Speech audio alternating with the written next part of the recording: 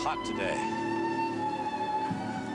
Ah, there. How are you? Good, how are you? I'm fine, thank you. Good. I'm sorry I don't speak French. It's all right. You got such a nice swimming pool, even if it's hot, you can... You can go in and get wet? Yeah. I never noticed it, you know. I lived here too long. How long have you lived here? 22 years. It's a long time. It's a shame the view isn't clear today. It's not very clear, is it? Too many people smoke like me. You know, the film The Tarnished Angels is going to be re-released in France very soon. Right? How interesting. I mean, Looks of the pride. film was made so many years ago. Yeah, 57. Yeah. But you know, it's I was like... only 10 years old.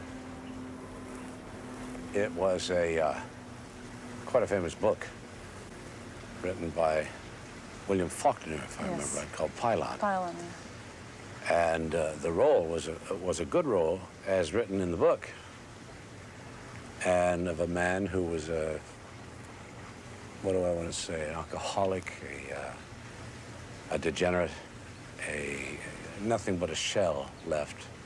And it was a story of his rejuvenation into becoming, again, a competent, able newspaperman via this story of these racers, international air race people, almost like air circuses, almost like carnival, and following these people and learning their lives. That was the story. And so Douglas Sirk and I had it all planned, how to work it out, and the clothes I went down to old second, third-hand clothing stores to find terrible clothes that didn't quite fit and holes in the shoes and everything. The studio came down after the third day and they said, oh, no, you can't play it like that. So I had to shoot again, and I had to wear a regular fedora hat, even with press written in the hat band. So I thought, all right, the hell with it, we'll just do it. But it was a good character and characterization to play, especially for me, who at the time I didn't know my craft very well. So it was really a stretch. What do you usually expect from a director? I mean, as a relationship on a film, the way to work on a role? A rapport. Okay. I expect a rapport with the director. I like a director to say, and I say, I know what you mean. Or I'll say to the director, oh, he says, yes, do it. I know. That's when it's good to work with the director. So it means you have to know each other or really understand each other? Not necessarily. Just sometimes you get to get on the same wavelength, I guess. And you had that with Sirk? Oh, yes. How much time do you need to see whether a director you're working with is good or bad? About a half a day. Half a day? Yeah. Either way? Yeah. And what happens if you think he's bad? Then I do what I want. I'm sorry? Then I do what I want. Oh. And that works? I mean, no, I mean, that sounds egotistical. I don't mean it to sound that way. But if I think a director is not good, then I figure I know as much, if not more, than he does. I like to lean upon a director. And if I can't lean on him, I'm rather lost, and I am forced to rely on myself. And that's not a comfortable feeling. You said with Raoul Walsh you learned how to ride a horse. What did you learn with George Stevens, for instance? Well,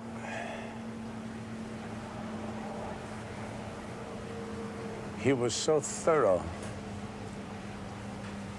He made sure that I knew the character so well by little things that he did with me. The film was Giant, where I played a very rich, bigoted, wealthy rancher Texan And he made sure before the picture began that I was indeed so wealthy and so rich and so full of myself that while shooting for 7 months, he never directed me. He never had another word to say. It's like the directing took place before the actual shooting? Mm-hmm. For example, he took me down to the carpenter shop. They were building the, the ranch house. I don't know if you remember that Victorian ranch house out in the middle of the desert.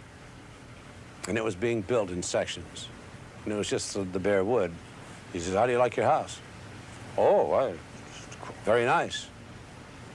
I've never been asked these questions before by a director or by anybody. What does it matter whether I like it or not, you know? He said, "How do you like it?" "Oh," I said, "It's just fine." He said, "What color do you want it?" And I realized that the man was serious. And I thought, well, to myself, a Victorian house, maybe tan with brown trim. Goes good with Victorian. So I said that. He said, "Good. Paint it tan with a brown trim, boys. Let's go." And we went off someplace else. Now, I was so, I mean, it's my house, so it's the way I want it. And I was therefore 6 inches taller once again, you see. He asked me, who would I like for my leading lady, Elizabeth Taylor or Grace Kelly? My leading lady? Well, Mr. Stevens, who do you want? Oh, I said, Elizabeth Taylor. He said, "Fine. Get Elizabeth Taylor, boys." And I was so by this time, it was George and me. You see, it wasn't Mr. Stevens, and I wasn't saluting anymore. It was George and me. We were pals, see.